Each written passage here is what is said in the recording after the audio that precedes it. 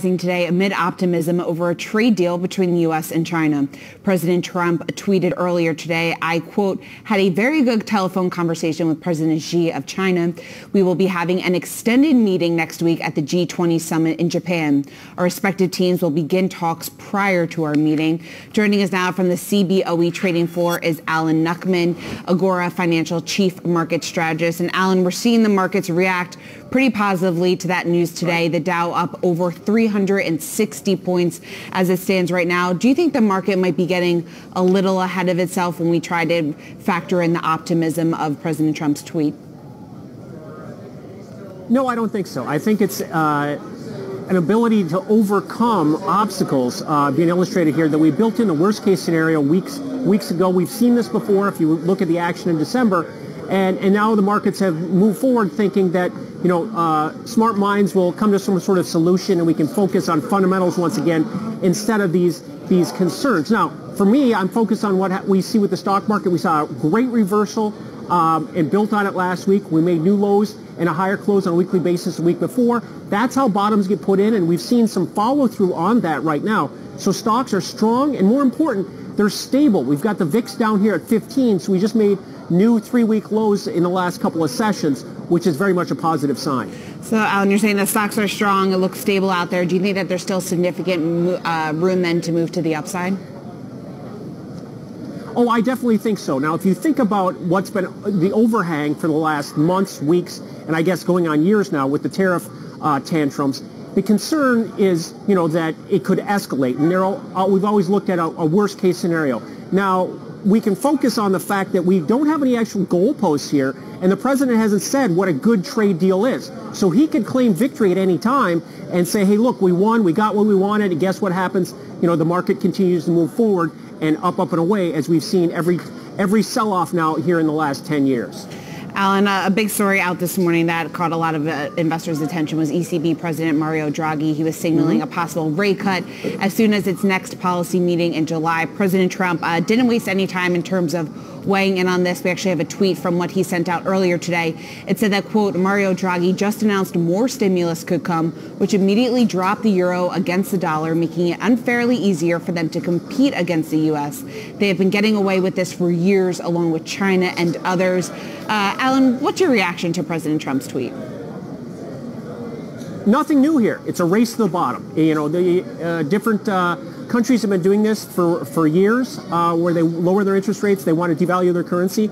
Obviously, that is also a goal of the government here. They may not say it out loud. They did have that one slip up where they did say they want a weaker dollar. But we've seen the dollar continue to go up, and the stock market's maintained its strength. So if the dollar stops going higher, that could be an added catalyst as well to the market. So you're going to have this. This constant battle between forces, economic forces at all times.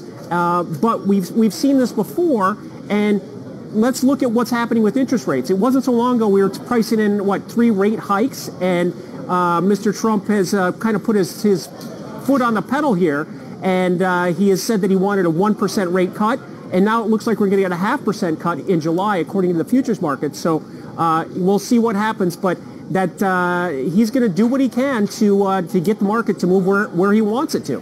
Well, Alan, there was no shortage of news out this morning when it comes to the Trump administration and also the Fed. Ahead of the big Fed meeting this week, well, I guess it's getting underway today. Right. Bloomberg is now reporting that the White House actually explored the legality of demoting Fed Chair Jerome Powell back in February. A White House economic advisor, Larry Kudlow, responded to questions about this from reporters this morning. Let's take a listen and hear what he had to say.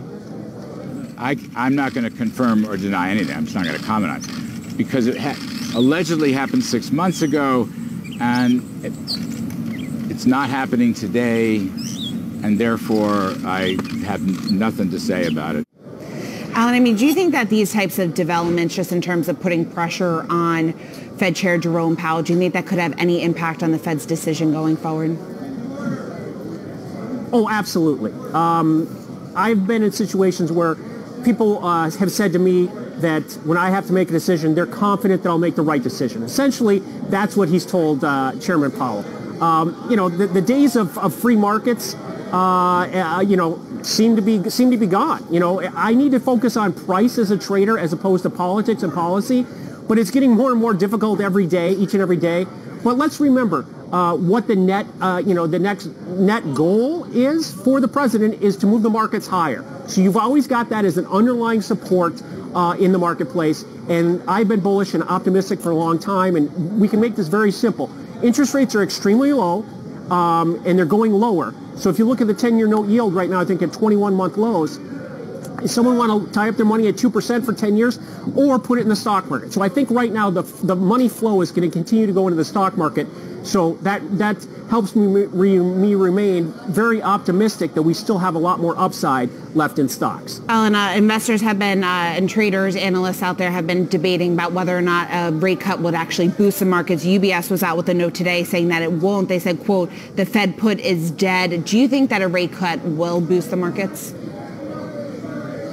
I would think so, and I don't expect anything tomorrow. I mean, if they did a quarter point tomorrow, that would be a surprise, but I would think it would be a positive surprise. So it depends what sort of prism you look at it. Are they cutting rates because the economy is deteriorating, or are they cutting rates because of political pressure and they want to kind of goose the market? So I'm in the second camp, I think. And I think we can really stop talking about rates, even though we've been, hyper focused on it for the past 2 or 3 years. Until interest rates get up to the 4.5% level, that's more normalization. They really don't mean much right now. We have low rates, and we can't ignore that. That is a positive for the stock market for sure. All right, Alan Nuckman, thanks so much for joining me today.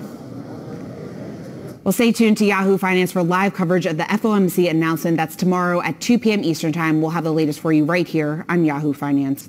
Well, coming up, a new report on how much money the trade war is taking from your wallet, except when it's actually adding some back in. We're going to explain the latest.